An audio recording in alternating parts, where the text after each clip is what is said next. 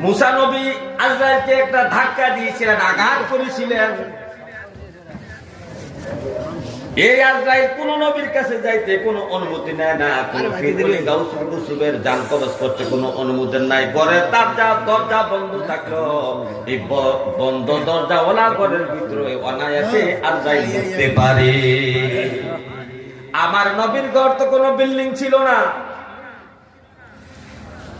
এমন কোন লোহা লঙ্কর দিয়ে ঘর বানানো ছিল না যে আজরাইল ঢুকতে পারবে না, ঢুকা যায় অনায়াসে। তারপরে নবীর অনুমতি ছাড়া নবীর হুজরার মধ্যে ঢুকবে না।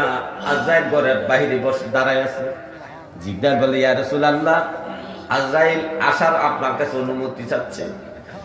নবীজি বললেন, জিবরাইল আজরাইলকে আসতে বলো। আজরাইল ঘরের ভিতরে গিয়ে নবীজিকে সালাম দেন, আসসালামু আলাইকুম ইয়া রাসূলুল্লাহ, আল্লাহ আপনার অপেক্ষায় আছে, আল্লাহর কাছে আপনাকে যাওয়ার জন্য বলছে। নবীজি জিবরাইলের চেহারার দিকে তাকায়, জিবরাইল এখন আমি কি করব? আমি কি যাব না থাকবো? কারণ আল্লাহ তো আমাকে পাওয়ার দিয়েছে, আমি থাকলেও থাকতে পারি, যাইলেও যাইতে পারি। কিন্তু নবীজি বেকুল হয়ে আছেন, উম্মতের চিন্তায় বেকার হয়ে আছেন, মনটা খুব খারাপ। আজরাইল জিবরাইল বলতেছে, ইয়া রাসূলুল্লাহ, আপনি মালিকের দিদারে যাবেন, টেনশন কেন আপনার মনে? নবীজি বলে, হে আমার জিবরাইল শোনো, আমি তে হায়াতে জিন্দেগি আমার উম্মত যদি কোনো অন্যায় অপরাধ করত, ভুল ত্রুটি করত, আমি নিজেই এগুলো সংশোধন করে দিতাম। আমার সাহাবীরা যদি নামাজে অবহেলা করত, আমি সংশোধন করে দিতাম। আমি যখন দুনিয়াতে চলে যাব, আমার এই উম্মতকে কে ভালো রাস্তা দেখাইবে? নামাজের কথা কে বলবে? রোজার কথা কে বলবে? ভালো কাজের কথা কে বলবে? মা বাবার খেদমতের কথা কে বলবে?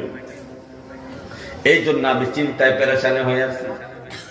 জিবরাইল বলে, ইয়া রাসূলুল্লাহ, একটু সময় দেন, আমি আল্লাহর কাছে যাব আর আসবো। এর কি ব্যবস্থা আছে আল্লাহর কাছে আমি একটু জেনে আসি। জিবরাইল চলে গেলেন, আল্লাহর কাছে যেয়ে বললেন, রব্বে কারীম, মুহাম্মদ রাসূলুল্লাহ সাল্লাল্লাহু আলাইহি ওয়াসাল্লাম তার উম্মতের এই কারণের জন্য ব্যাকুল হয়ে আছে, চিন্তিত হয়ে আছে।